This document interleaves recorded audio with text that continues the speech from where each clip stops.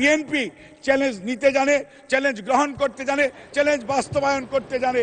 কাজেই বিএনপির হারানোর বা ভয়ের কিছু নাই। আজকে যারা মুক্তিযুদ্ধের কথা বলেছিলেন, মুক্তিযুদ্ধের কথা বলতে বলতে মুখে ফেনা তুলে ফেলেছেন, তারা কিন্তু মুক্তিযোদ্ধাদের জন্য কিছুই করে নাই। যারা আজকে বাজেট নিয়ে বিভিন্ন ধরনের বক্তব্য রেখেছেন, মাননীয় সংসদ সদস্যগণ, আমি ওই দিকে যাব না। আমি শুধু এটুকুই বলতে চাই যে বাংলাদেশ জাতীয়তাবাদী দলের জন্ম হয়েছে এজন্যই, যখন অন্যরা পারে নাই, ব্যর্থ হয়েছে, পরাজিত হয়েছে, আত্মসমর্পণ করেছে, তখনই যে মানুষটি, যে দলটি জনগণের পাশে দাঁড়িয়েছে, তিনি হচ্ছেন শহীদ জিয়াউর রহমান এবং বাংলাদেশ জাতীয়তাবাদী দল। প্রতি সপ্তাহে সর্বোচ্চবার বিকাশ পেমেন্টে 50 জন হবেন পেমেন্ট চ্যাম্পিয়ন। জিতে নিন টিভি সহ আকর্ষণীয় সব প্রাইজ। এবং আজকে বাজেট আলোচনায় যে কথাটি বলতে চাই সেটি হচ্ছে এই 1975-76-এর যদি আপনি বাজেট দেখেন, তখন দেখবেন স্বাধীনতা যুদ্ধের পরবর্তীতে ছিল মাত্র 786 কোটি টাকার বাজেট। কিন্তু যখন 74-এর দুর্ভিক্ষ হলো, দেশের অর্থনীতি আমাদেরকে বাসন্তী উপহার দিল, এবং তার পরবর্তীতে 74-75 গেল, 75-76-এর যে বাজেট, যেটি শহীদ জিয়ার আমলে প্রথম বাজেট হলো, সেটি কিন্তু আমাদের প্রায় 2000 কোটি টাকা, 1900 কোটি টাকা প্লাস। আর যখন শহীদ জিয়া শাহাদত বরণ করলেন, সেই সময়ের বাজেট ছিল 4500 কোটি টাকার বেশি।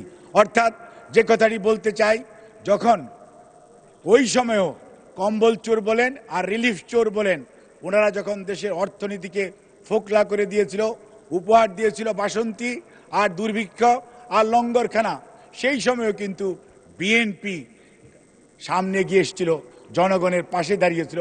ভঙ্গুর অর্থনীতি পুনর্গঠনে যিনি হাল ধরেছিলেন, তিনি হচ্ছেন শহীদ জিয়াউর রহমান। এবং উনি সেই মানুষ, যে মানুষ সত্যিকার অর্থে বাংলাদেশে শৃঙ্খলা কাকে বলে এবং মানুষের গণতন্ত্র ফেরত দেওয়া, মানুষের বাক স্বাধীনতা ফেরত দেওয়া, এবং সর্বোপরি দেশের কৃষিকে এমন একটি পর্যায়ে নিয়ে গেলেন, তলাহীন ঝুরি হয়ে গেল। চাল রফতানি করার দেশ, 1979 সনে প্রথম রফতানি হলো বাংলাদেশ থেকে চাল বিশ্বে, অর্থাৎ কৃষিতে স্বনির্ভরতা আসলো। আর আজকে যে অর্থনীতি নিয়ে আমরা গল্প করি, আমরা বড়াই করি, আমরা আজকে সেই অর্থনীতি আরএমজির সূচনা শহীদ রাষ্ট্রপতি জিয়াউর রহমান। আর রেমিটেন্স নিয়ে কথা বলি, রেমিটেন্স যোদ্ধাদের জন্য আমরা কথা বলি, সেটিও শুরু করেছিলেন শহীদ রাষ্ট্রপতি জিয়াউর রহমান।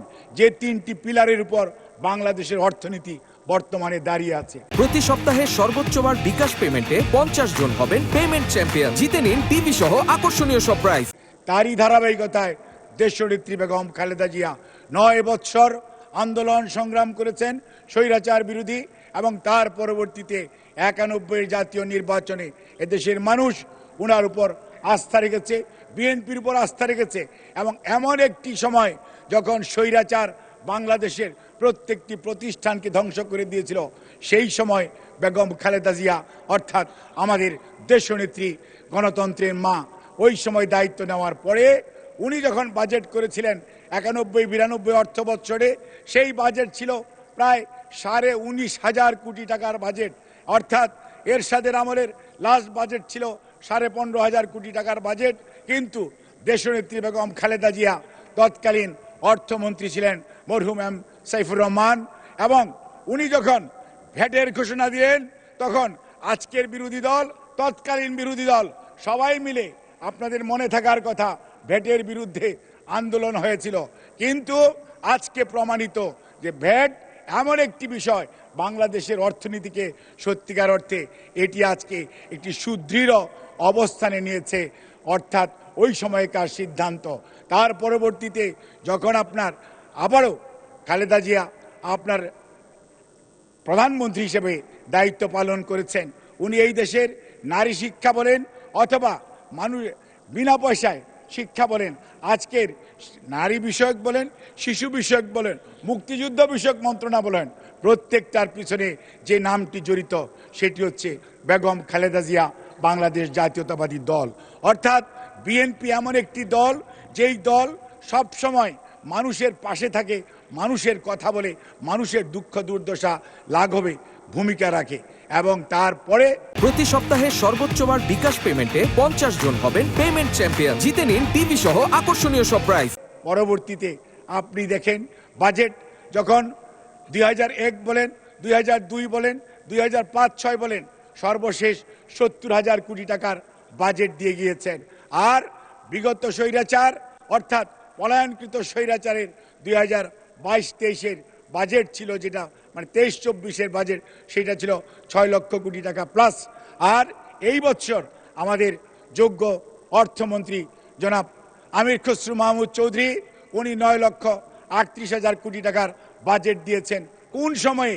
যখন স্বৈরাচার এই দেশ থেকে বিলিয়ন বিলিয়ন ডলার দেশের থেকে পাচার করেছে এবং বাংলাদেশের এমন কোনো গণতান্ত্রিক প্রতিষ্ঠান নাই, এমন কোনো প্রতিষ্ঠান নাই, প্রত্যেকটি প্রতিষ্ঠানকে ধ্বংস করে দিয়েছে।